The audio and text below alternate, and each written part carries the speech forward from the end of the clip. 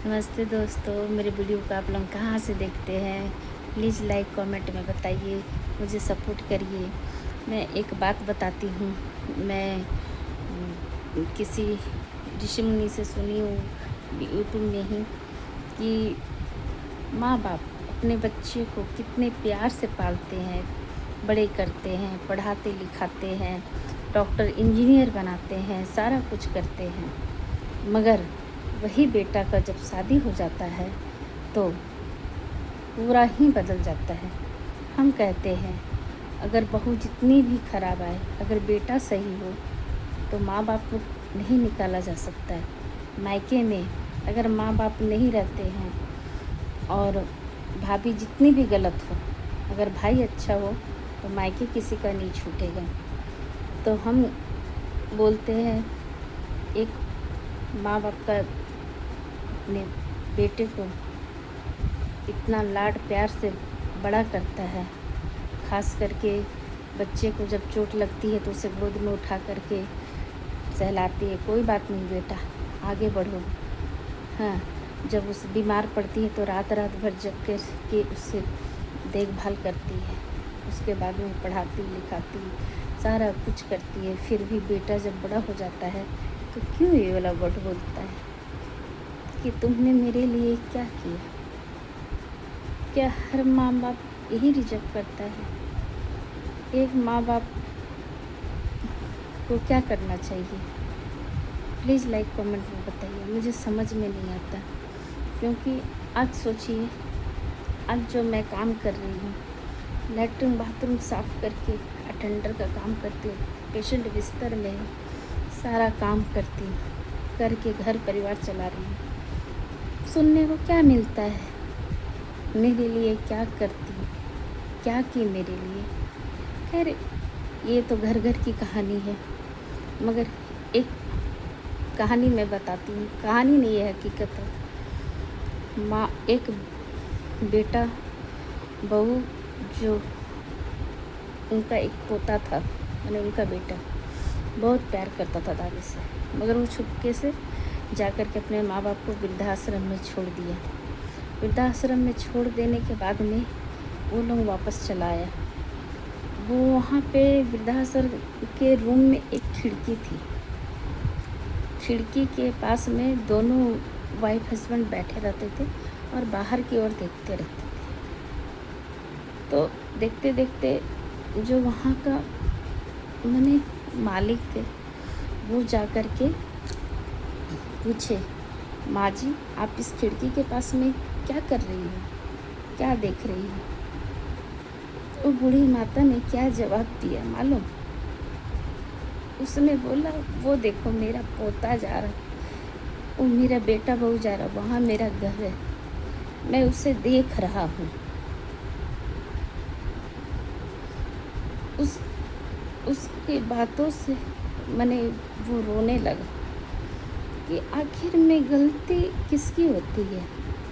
क्योंकि जो बूढ़े हो जाते हैं ना, बोलते हैं ना, मिट्टी का घड़ा पका हुआ को अगर जोर से दबाइएगा तो वो टूट जाएगा। इसी तरह बूढ़े माँ बाप पके हुए घड़े होते हैं, उसे दबाइएगा तो टूट जाएंगे। उसे बस क्या चाहिए? 2 वक्त की रोटी चाहिए और प्यार से बात करिए। क्योंकि हम लोग अपने आप को बदल सकते हैं, मगर बूढ़े माँ बाप को नहीं बदल सकते हैं। मिट्टी का जो ढांचा होता है ना, हम लोग अभी मिट्टी के ढांचे हैं, तो उसे जिस रूप में आप बनाइएगा वो उस रूप में आ जाएगा आकार। मगर मिट्टी का पका हुआ घड़ा नहीं आएगा, क्योंकि वो उन्होंने 50, 60, 70 साल यूँ ही नहीं गुजारा। उन्होंने भी संघर्ष किया अपने जीवन में, एक एक पल बिताया, एक एक माने क्षण बिताया, कितने मेहनत किए होंगे, तब जा कर के वो 60-70 साल की उम्र में पहुँचे होंगे।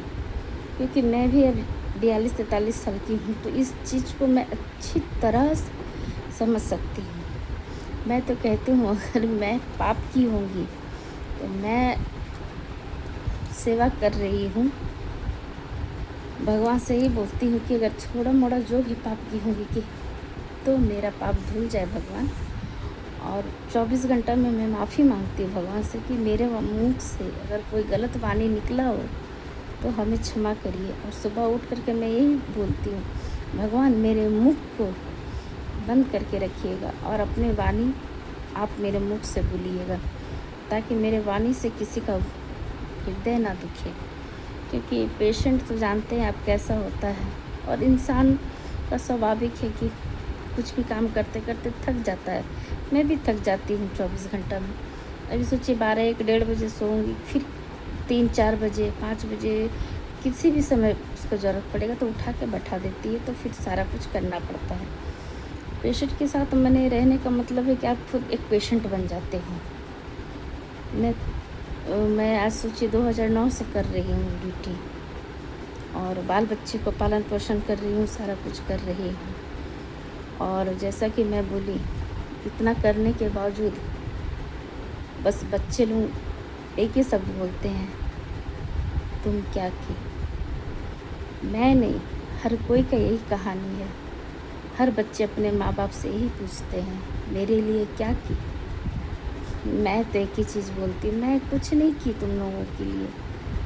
आज आप लोग जन्म लिए, बच्चे को मैं अपना बोलती हूँ, और कल को बड़े हो गए, मैं कुछ नहीं की, और उसके सिवा मैं एक शब्द नहीं बोलती, क्योंकि बहस करके कोई फ़ायदा नहीं है। मैं अगर कुछ भी बात विवाद होता मैं ही चुप हो जाती, जितना भी गलत हो, और उन लोगों को बोलती मैं बस कुछ नहीं की और मुझ में क्षमता नहीं है, अब अपना खुद करो।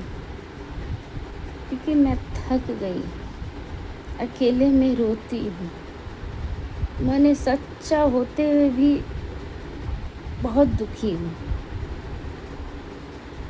मैंने बोलता ना आदमी घर का बात नहीं बताना चाहिए, मगर मैं जब बाहर निकली ना तो हर कोई का यही कहानी है।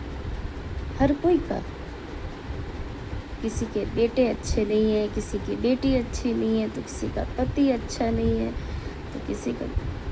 तब मैं समझी कि घर में लेडीज़ सुसाइड क्यों कर लेती है, क्योंकि उसे लगता है कि सबसे बड़ा दुख मेरा है। मगर जब मैं बाहर निकली ना तो मुझे पता चला मुझसे भी बड़े बड़े दुखी लोग हैं। बस कमाओ और खाओ। बाहर में ठोकर बहुत मिलेगी, नो डाउट।